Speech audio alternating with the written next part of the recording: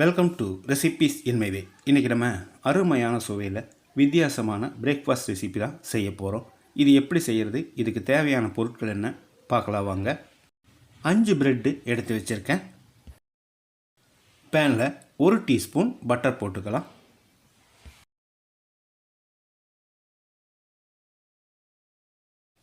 நம்ம எடுத்து வச்சுருந்த பிரெட் துண்டுகளை இதில் டோஸ்ட் பண்ணிக்கலாம். அளவான தீயிலேயே ஒரு 2-3 தரம் திருப்பி போட்டு இதை செவந்து வர்ற அளவுக்கு டோஸ்ட் பண்ணணும்.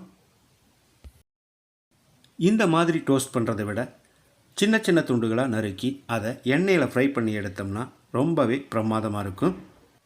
ஆனால் கொஞ்சம் எண்ணெய் குடிக்கும். நீங்கள் வேணும்னா செஞ்சு பாருங்கள்.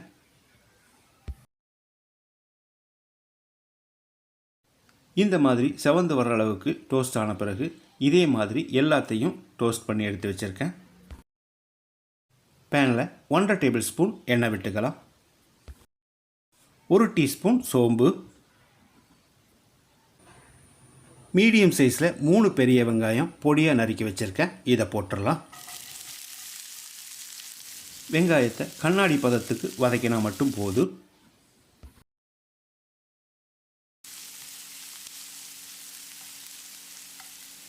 இதில் ஒரு பச்சை மிளகாயை காரத்துக்காக போட்டுக்கலாம்.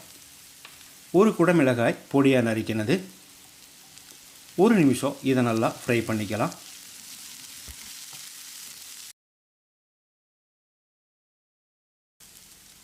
வெங்காயம் நல்லா பொன்னிறமாக வதங்கிருச்சு. இதில் மீடியம் சைஸில் 3 தக்காளியை பொடியாக நறுக்கி வச்சுருக்கேன். இதை போட்டுடலாம். 1/2 டீஸ்பூன் உப்பு, 1/4 டீஸ்பூன் அளவுக்கு மஞ்சள் தூள் சேர்த்து தக்காளியை மசிகிற அளவுக்கு வதக்கணும்.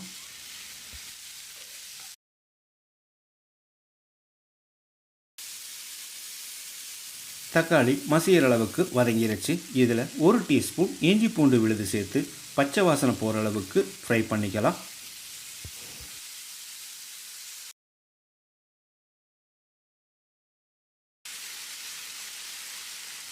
இஞ்சி பூண்டு விழுது பச்சை வாசனை போன பிறகு இதில் 1 டீஸ்பூன் மிளகாய்த்தூள், 1 டீஸ்பூன் மல்லித்தூள், 1 டீஸ்பூன் சீரகத்தூள், 1 டீஸ்பூன் கரம் மசாலா சேர்த்து ஒரு 10 செகண்ட் பெரட்டி விட்டுடலாம்.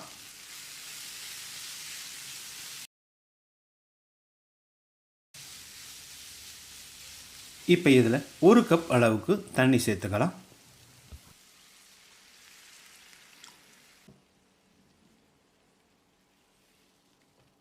தண்ணி சேர்த்து கலந்து விட்ட பிறகு இது நல்லா கொதிக்கட்டும். நம்ம டோஸ்ட் பண்ணி வச்சுருந்த இந்த பிரெட் துண்டுகளை சின்ன சின்ன துண்டுகளாக பிச்சு போட்டுடலாம்.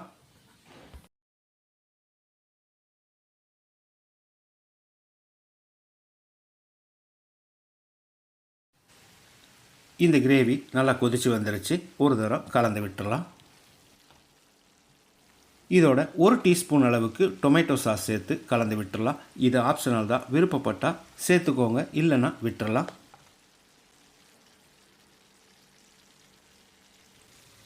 இப்போ இதில் நம்ம பிச்சு வச்சுருந்த பிரெட் துண்டுகளை போட்டு கலந்து விட்டுடலாம். ஸ்டவ்வில் தீயை குறைச்சி வச்சு 1 நிமிஷம் நல்லா பிரட்டி விடணும். அப்போ தான் பிரெட்டில் மசாலா பிடிக்கும்.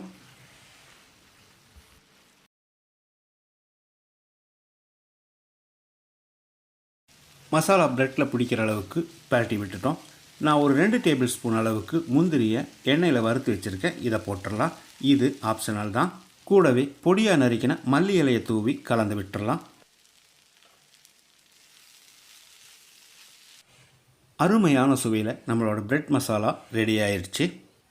நான் ஏற்கனவே தோசைக்கல் காய வச்சுருக்கேன். இதில் 1 கரண்டி தோசை மாவு விட்டு ரொம்ப லேசாகவும் இல்லாமல் ரொம்ப திக்காகவும் இல்லாமல் தேய்ச்சி விடணும். தேவையான அளவுக்கு எண்ணெய் விட்டுக்கலாம். தோசைக்கு நடுவில் நம்ம ரெடி பண்ணி வச்சுருந்த பிரெட் மசாலாவை 1 கரண்டி அளவுக்கு வச்சிடலாம்.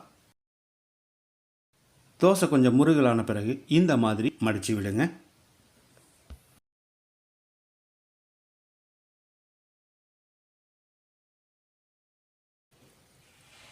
ரெண்டு பக்கமும் மடித்து விட்ட பிறகு இதையும் மடித்து விட்டுடலாம். ஒரு 10 செகண்ட் திருப்பி போட்டு வேக விடணும். அருமையான சுவையில் வித்தியாசமான நம்மளோட பிரெட் மசாலா தோசை ரெடி ஆயிடுச்சு. தேங்காய் சட்னி கார சட்னியோடு சாப்பிட்றதுக்கு ரொம்பவே பிரமாதமாக இருக்கும். இதே மாதிரி இதே அளவுகளோடு நீங்களும் செய்து பாருங்கள். இந்த வீடியோ பிடிச்சிருந்தா லைக் பண்ணுங்கள், கமெண்ட் பண்ணுங்கள், ஷேர் பண்ணுங்கள். சப்ஸ்கிரைப் பண்ணாதவங்க சப்ஸ்கிரைப் பண்ணுங்கள். மறக்காமல் பெல் பட்டனை கிளிக் பண்ணுங்கள்.